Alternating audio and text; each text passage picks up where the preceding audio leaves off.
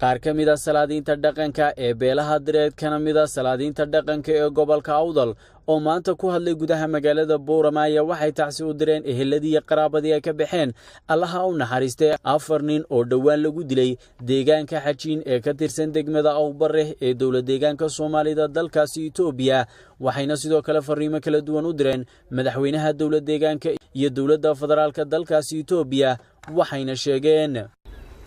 waxaan halkan u soo fadhiisanaynaa ka xunnahay dilka lagu sameeyay dadka cabanaya sida horeba loo sheegay ee ka cabanayay nolosha aasiga ee ka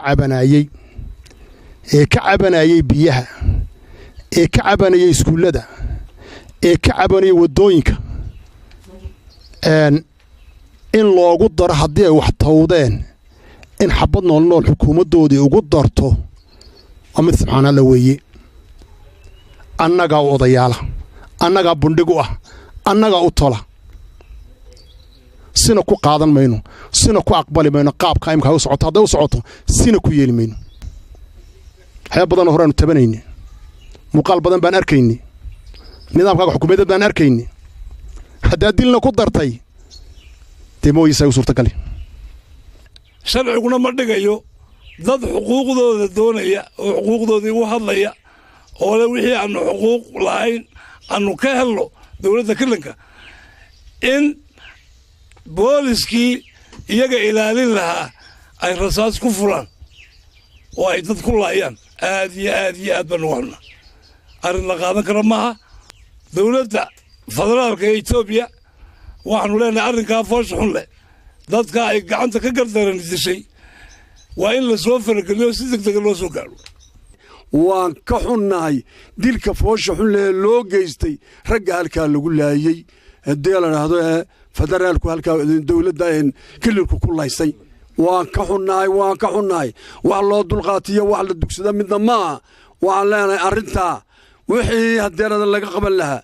dawladda federaalku ha ka qabato lillaahi wa inna ilaahi raajicuun waxaan maanta halkan tacsi ka diraynaa dadkii lagu laayay Xajiin weyne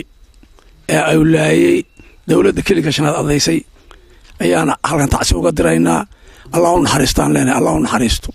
eedii ay ka dhasheen sabiriye iimaan Allah ka siiyo waxaan leenahay raggaasi waxay ku dhinteen xaqii ay ku lahaayeen dawladda kaliya ayay doonayeen waxaan leenahay annaga waxaan qancin karo oo qura dadkii dunuubta galay ee dadka xasuuqay lagu laayay dadkaas oo biyo la'aan ay ku dhacday kililka jaarka la iyagu biyo u doontay lagu laayay biyihii ay doonteen oo qura lagu laayay dadkii laayay oo maxkamad keeno ay oo qura qancin karta waxaan leeyahay mar labaad dawladda federaalka arrinta weyn soo farageliso ciidanka qabiilka ciidankii dhirgiga lamida ee meel walba jooga ee dadka xasuuqayana inaan deegaankayga laga qaado ayaan ku codsanaynaa laytoodeena ka xunnahay mana ogolin in dadkayga shacabkayga saa loo laayo ma ogolin waanu ka soo horjeednaa waxa dad baa oran doona Soomaaliland baa laga hadlay Soomaaliland ragga odayada Soomaaliland ilaa jiga kuwa degan bar odayo u nahay kuwaasaan xukunaa magta isku xiran waa dad walaalaa waa gada buursi qaar baa oran xumaanta wax u dulay ma garanaysaa dir baa wax wada dir waa wax jira waa qoobiyad xoog leh oo jirta waan u hadlaynaa meel kasta uu joogo waxaanu leenahay xaq darrada hala joojiyo dawladda federaalka waxa ka codsanaynaa in ay soo farageliso bil'aadmigaasi lagu dilay waxa naga maqan danaa naga maqan waxaanu xaq u leenahay baa naga maqan cid lagu dilay waxna gaf adduunyada meel walba ku khaldan diinta islaamka ku khaldan diinaha kaliya dhaqanka bil'aadmiga oo dhan ku khaldan waxaan leenahay dadka Ilaahay u naxariisto laakiin haddii dawladda Itoobiya ay u dhaqaaqday inay dimuqraasi u durugto la wada og yahay madda Itoobiya kilinku leenu raaco weeye oo inuu ka hadhan maaha dimuqraasiyada loo socdo in dadka lala tashado oo la weydiiyo dil wax lagu saxayaa ma jiro